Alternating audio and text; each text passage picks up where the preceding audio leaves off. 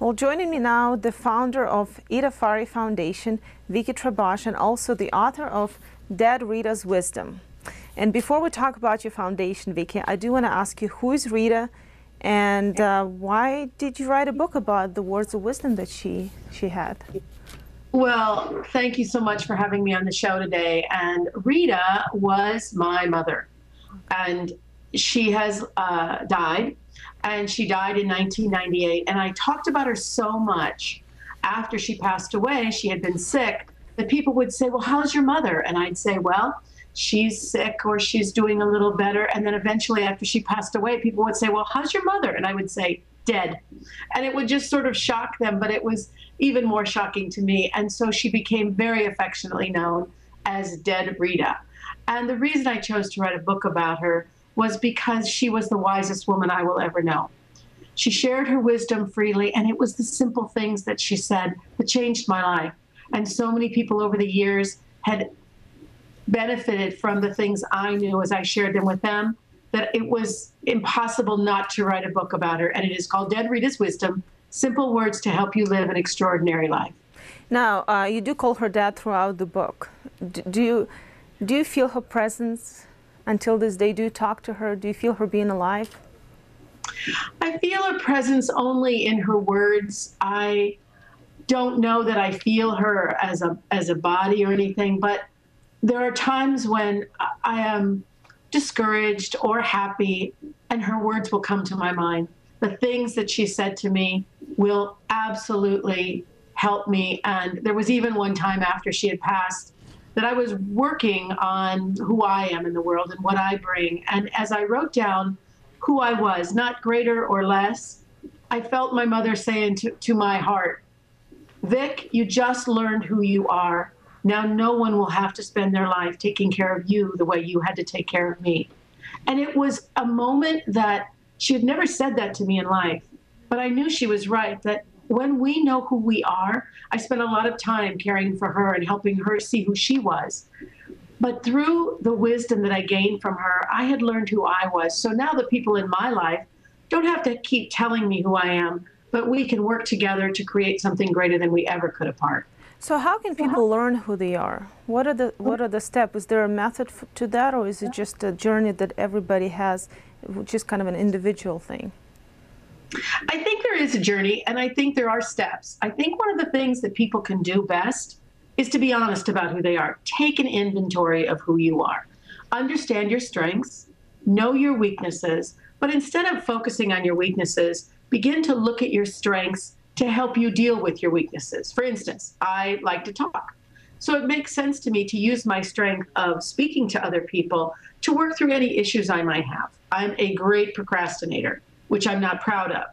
But when you talk to people about procrastination and how they handle it, you begin to learn how to handle it yourself, rather than just feel bad that I can procrastinate on things. Mm-hmm. So on the spiritual side, do you think confession can help us understand who we are? Because I've always thought that the closer you are to light, the more spots you can, if you will, can see on yourself, the better understanding you get of yourself. So can confessing your sins and looking deeper into your soul help you understand who you are? Well, it certainly helped me. And I think what I know as an executive coach, I work with people, very high-level leaders. And to the person, when people don't have a spiritual practice, when they don't understand that there's something greater than them to help them, that they come to a point where they can't go any further. So yes, I think having faith, confessing to God, asking for forgiveness, and then also asking for help. I just had the most amazing experience in Rwanda when I was there hiking to see the gorillas. And it was all about me asking God to make it easy. And he made this hike so easy that on the way back out, I was walking back out of the park and through the fields, and I heard God say to me, you asked for easy. And my easy is so much easier than anything you can imagine. And it really struck me that when we have a relationship with God, not only should we confess when we have problems and ask for forgiveness and accept that forgiveness, but also ask God for anything that is important in our life. And for me, he has never failed. And another thing, you mentioned the choices that we make. And I think in your book you do talk a lot about different choices that sometimes, for example, getting angry. We tend to blame others. We tend to find faults in things instead of just looking at ourselves and realizing that a lot of the things that we do is what we choose to do. And I do want to direct now attention to your parents. You talk about your father and your mother and how he, in your words, chose to be angry. Can you talk a little bit about that piece of wisdom that your mom passed to you? Sure. My parents were incredible people. And separately, they were much better than they were together. They stayed married the entire time. But my father and mother, somewhere probably 10, 15 years into their marriage, began to really disconnect. And that affected them. And so my father, who was the funniest, most outgoing person in the world, got really angry. And he got angry at my mother. Now, my mother was very quiet and shy and demure, and so she didn't fight back. But my father's words, and it was just words, he was never physical at all, but his words really hurt. And there came a point in my mother's life where my father would be railing about something that he was so upset about. And really, the problem was much deeper than whatever he was upset about.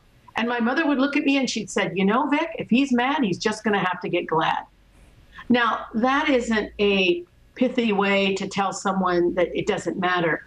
But what it did was take the responsibility that my father had to be angry to keep it his, not to let my mother take it on, because before she had taken it on. So what I've learned is that other people will get angry. We look at the part we play in it. We decide if it's our responsibility, but especially when there's abuse, when there's an anger that is not relative to the situation, we have to let it go. And often, those of us who like to fix things want to fix how people handle life. And we can't. We have to let it go. And my mother taught me that really well. And to not fight other people's battles. So I used to fight my little brother's battles when he was little. And my mother would come home and I would try to get involved in their friends' problems. And then they would be friends again and I would still be upset. And she'd say, Vic, don't fight his battles. Let him fight his own battles. And be glad, right? This was the other lesson from your mother. Be glad. And does it mean be thankful for what you have, even in these battles? I think we can be thankful, but often that takes a bit of time. When we're in the middle of a struggle, and I've seen so many people struggle, especially in Rwanda with what they've come through, I don't think in the middle of a crisis you're always thankful, or that you say God gives us no more than we can manage. It doesn't feel that way at the time. But often upon reflection, when we've had some time away from it, we absolutely see the lessons. And we see that without that happening, we wouldn't be who we are. For instance, my mother's death, I thought we would grow old together. And she was only 65 when she died. And never in a million years at that time did I think that could lead to something great. But it's because of her death that I went on to do other things. And I certainly wouldn't have written a book about her, and I never would have gone to Rwanda if my mother had still been here. So I do see the blessing. I do see God's plan, which is much greater than any I could imagine. And God knows what I need, and I certainly don't quite have that figured out yet. Well, you've mentioned Rwanda a few times. Let's talk about it. Why did you go there? What's happening in that part of the world? Well, I went to Rwanda personally. I met a woman in 2004 at an event here in Portland, Oregon, and she was in Portland with World Vision.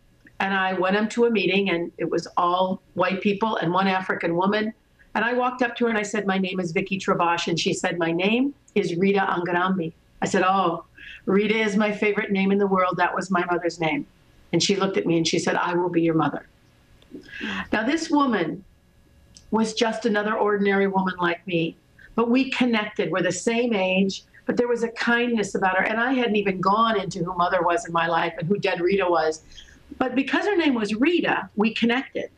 And she began to tell me about the people in Rwanda that she served through microfinance. And she said they had no hope. And for years, I was a guardian conservator for seniors and elders. And I would visit them in nursing homes. And I told her this story. I said, you know, I would visit my clients and they would be waiting. They would be waiting to be visited. They would be waiting to go to the doctor. They would be waiting to eat and be dressed. And they'd begin to wait to die. And then they would wait for God. And I said, you know, I don't think God wants us to wait. I think he wants us to do whatever we can while we are here. And she looked at me and she said, you must come to Rwanda and speak to my people. And that's how it began. two women connecting. And I went to Rwanda in 2005, and I saw a people who had been devastated by a genocide in 1994, who refused to be identified by that genocide, but by their strength and resilience. And in that work, I met people who had dreams of their own. And I work with people all day long as a coach who want to build a bigger dream. And I saw the same thing in Rwanda. And so I decided to help. So where can people get more information about this? Do you have a website? Is it? Yes. Go ahead. Itafari Foundation. Itafari means brick. Mm-hmm. And we've chosen a brick because it represents the weight of a malnourished child that cannot be comforted. It is the burden that a woman carries down a path as she struggles to find a way to feed her family. And it's the color of the soil that does not feed its people, and was the color of the soil that women saw they were being violated during the genocide. But a brick in Itafari represents hope. And together we are helping rebuild the country. You can read more about Itafari at ITAF as in Frank, ARI.org. It is our website. We've been in business since 2005. We are sponsoring children. You can buy goats for child-headed households. We import the jewelry and baskets from Rwanda. We're building a high school, and we support microfinance. And it's just ordinary people who are doing this, and we've made an amazing difference. I go to Rwanda. I've been there, just returned from my 10th trip. I pay my own expenses. Our expense ratio is only 9%. So we do everything we can to get the maximum amount of money back to Rwanda. What's the most common question they ask you when you speak Rwanda, to those people? Yeah. It's funny. They don't care what we drive. They are a little concerned about this blonde hair. They want to know where that comes from. But most importantly, they say, how can you help me reach my dreams? They don't want charity. They have big dreams themselves. Women I meet with small businesses, how do I overcome my obstacles? How do I understand who I am in the world? How do I take my failures and learn from them? How do I take a genocide and take the lesson from that?